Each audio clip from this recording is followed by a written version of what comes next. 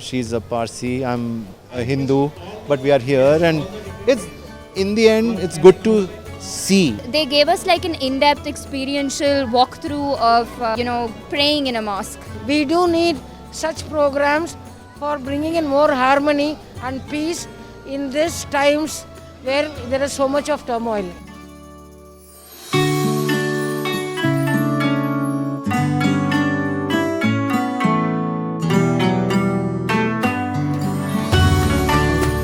Have you ever wondered what it's like to get inside a mosque?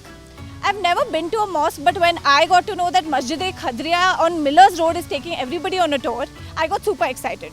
I'm going to take you on this tour with me. This mosque hosted a guided tour for people of all faiths on November 5. I wasn't the only one who was excited and curious about visiting a mosque. There were a lot of people from other walks of life who had entered with various questions. They were eager to see what it's like to step into a mosque. The atmosphere and vibe here is that you see Muslims, but you also see lot of non-Muslims like me, very curious. We are trying to know. So you spoke about being curious. So did you get any of your questions answered? Tell me a little about those things that I did ask them about why women are not allowed in the masjid. They said we have to come 5 times and pray. So women, it may be difficult. Just to be part of the customs inside, to see how the prayers happen, to see all the beautiful engravings inside, and the atmosphere that is there over here, one of community and communal harmony. So very happy to be here. The tour was organized by the Juma Masjid Trust Board and Muhammad for Mankind organization. In the past few years, social media has been full of communal hatred. So the aim of the tour was to promote communal harmony among people. A very warm evening for us, a very welcoming place, and I have 2 children and they have been invited here by their classmates. So I'm so happy that both my children also were able to see the place. This guided mosque tour is a part of a larger initiative. It started in the USA, after which it also took place in several mosques in Hyderabad. We've all come together and we have organized this event called as Masjid Visit Program, wherein we have invited people from all walks of life and different faiths, and you can see people from the Christian religion, people from the Hindu religion have turned out in huge numbers. We have invited them to a masjid visit so that they can see what exactly happens inside a masjid. While we were there, we got to meet Bengaluru's Archbishop Peter Machado, and with him a surprise visitor, Cardinal Mario Grech from Vatican City. ಮುಂದಿನ ಜನಾಂಗಕ್ಕೆ ನಾವು ಕೊಡೋದು ಜಗಳ ಮನಸ್ತಾಪ ಇದು ಹಿಂಸೆ ಅಲ್ಲ. ಅವರಿಗೆ ನಾವು ಶಾಂತಿ ಸಮಾಧಾನ ಪ್ರೀತಿ ಕಲಿಸಬೇಕು ಕೊಡಬೇಕು. ಮತ್ತು ಕುರಾನ್ ಪುಸ್ತಕದಂಥ ಮಹತ್ವಗಳು ಬೈಬಲ್ ಪುಸ್ತಕದ ಮಹತ್ವಗಳು ನಾನು ಹೇಳ್ತೇನೆ ಭಗವದ್ಗೀತಾದಲ್ಲಿ ಕೂಡ ಇದ್ದಂಥ ಮಹತ್ವಗಳು ಮೌಲ್ಯಗಳನ್ನು ನಾವು ಮುಂದಿನ ಜನಾಂಗಕ್ಕೆ ನಾವು ಕೊಡಬೇಕು. Unfortunately, the message that is conveyed today is that religions are not important, but this is wrong.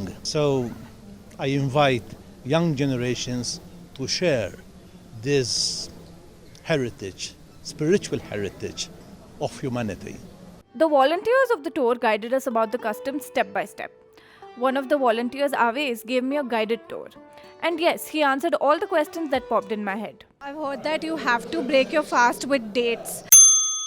So what is the concept behind that? Why do you break your fast with dates? Okay, so it is not an obligation that you need to break your fast with dates. Considering today, we have a lot of things to break our fast. Like, probably just the moment you go out in the restaurants, you have, varieties of dishes, maybe shawarmas and this and that, this which has been considered as a trend these days. But then during the Arab and the medieval period, at that point of time, there were only dates and there was only water in the deserted land.